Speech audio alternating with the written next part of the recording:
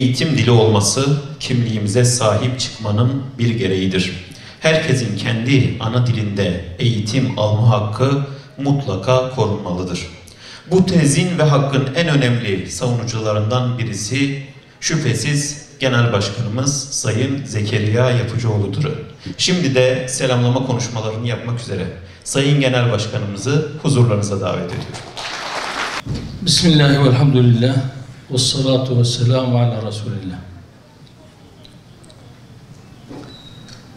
Euzu billahi mineşşeytanirracim. Bismillahirrahmanirrahim. Ve min ayatihi halqus semavati vel ardi ve ihtilafu elsinetikum ve elvanikum. İnne fi zalike laayatin lil alemin. Sadakallahu'l azim. Kıymetli hazirun, aziz kardeşlerim, değerli basın mensupları ve ekranları başında bizleri izleyen aziz kardeşlerimiz, aziz milletimiz, Eğitim İşleri Başkanlığımızın ana dilimi konuşuyorum, inancımı yaşıyorum temasıyla tertip ettiği panelimize hepiniz hoş geldiniz. Hoşku buraya aziz, gelin mivalim heyecan, untabı khirhatın, serseran, serçavanatın. وَلَا برای عزیز شما پیرو خیرومی شما سرومی أيها الإخوة والأخوات أهلا بكم جئتم بالخير. Değerli dostlar, az önce okuduğum ayet-i kerime Rum suresinin 22. ayetinde ki genç karimiz de o ayetin de içinde bulunduğu bir aşırı okudu. Rabbimiz Allahu Teala mealen şöyle buyuruyor. Gökleri ve yeri yaratması, dillerinizin ve renklerinizin farklı olması onun ayetlerindendir. Şüphesiz bunda bilenler için ibretler vardır, dersler vardır. Yine Hucurat suresinin 13. ayetinde Rabbimiz Allahu Teala mealen şöyle buyuruyor. Ey insanlar! Şüphesiz ki sizi bir erkek ve bir dişiden yarattık. Tanışasınız diye sizi kavim ve kabilelere ayırdık. Allah katında en değerli olanınız ona itaatsizlikten en fazla sakınanınızdır. Allah her şeyi hakkıyla bilmektedir. Her şeyden hakkıyla haberdardır. Kıymetli hazirun, aziz dostlar, İslam farklı dil ve renklerdeki halkların buluştuğu bir medeniyettir. İslami kavramlar, ümmetin kavramları olarak bu medeniyetin dildeki bağlantı noktalarıdır. Kelimeler ise kavimlere göre değişir. Diller, kavramlar ve kelimeler bütününde hep birlikte ümmetin dilleri olarak varlık bulur.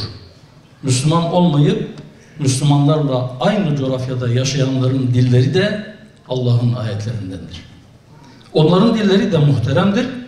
Yasaklanmayı değil, korunmayı ve gelişmeleri için ortam hazırlamayı gerektirir. İslam medeniyeti Hazreti Ömer zamanında Farslar, Kürtler gibi farklı kavimlere açıldığında bu dillerin gelişmesi için imkanlar oluşturmuştur.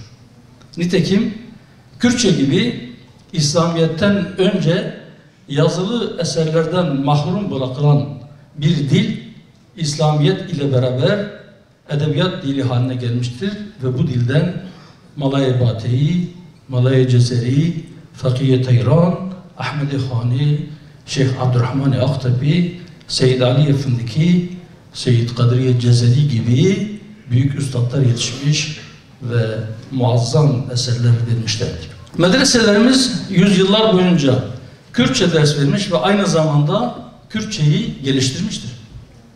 Mevlid-i Nebi evlerimizde Kürtçe okunmuş, vaizlerimiz nasihatlerini Kürtçe yapmışlardır. Dil yasağı pek çok sorunumuz gibi Batı kaynaklı ırkçılığın ve ulus devlet anlayışının zuhuruyla ortaya çıkmış bir yasaktır. Dil yasağı, Batı uygarlığının bize dayattığı bela kaynaklarından birisidir.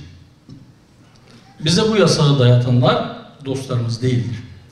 Bütünlüğümüzden, birliğimizden, güçlenmemizden yana değillerdir.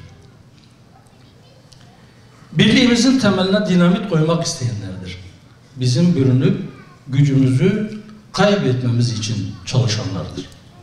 Nitekim bölme, parçalama ve ayrışma amaçlı fikir ve eylemlerin yayılmasında dil yasağının etkisinin bulunduğu açıktır.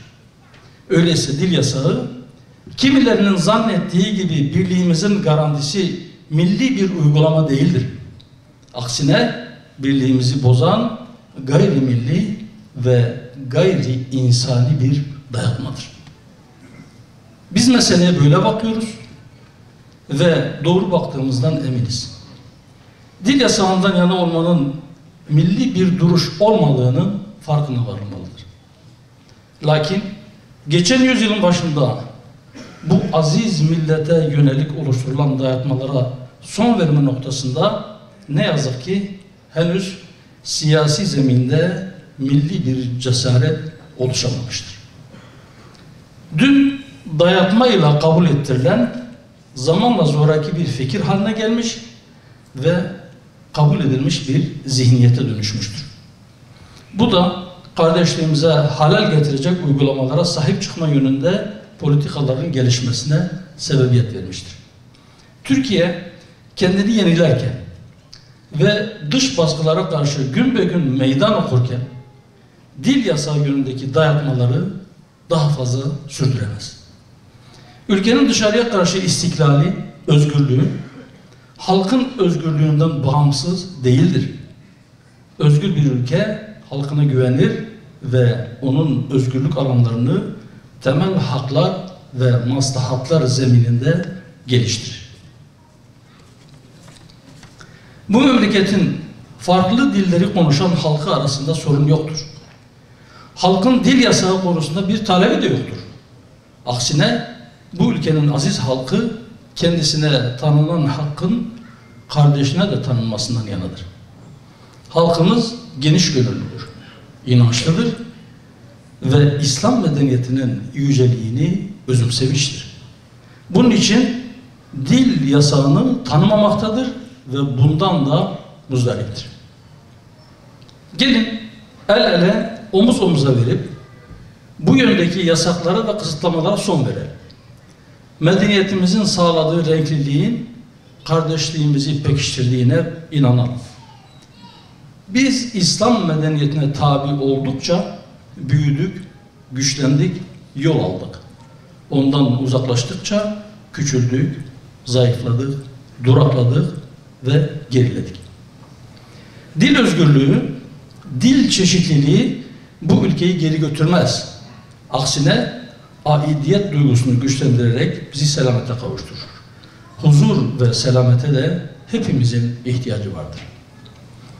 Kalbi bu memleketin iyiliği için çarpan herkesi dil özgürlüğünün önündeki anayasal ve yasal bütün engelleri kaldırmaya, dil özgürlüğü için anayasal ve yasal düzenlemeler yapmaya, bu uğurda çaba sarf etmeye davet ediyoruz. İnanıyoruz ki bu davete icabet edenler bu memleketin iyiliği ve huzuru için hayırlı bir iş yapmış olacaklar ve gelecek nesiller tarafından da iyilikle anılacaklardır. Sözlerime son verirken bu panelin dillerimizin önündeki engellerin kaldırılması için yapılan bütün çalışmaların hayırlara vesile olmasını diliyor. Emeği geçen herkese ayrı ayrı teşekkür ediyorum. Vesselamu Aleyküm ve Rahmetullahi ve Berekatuhu.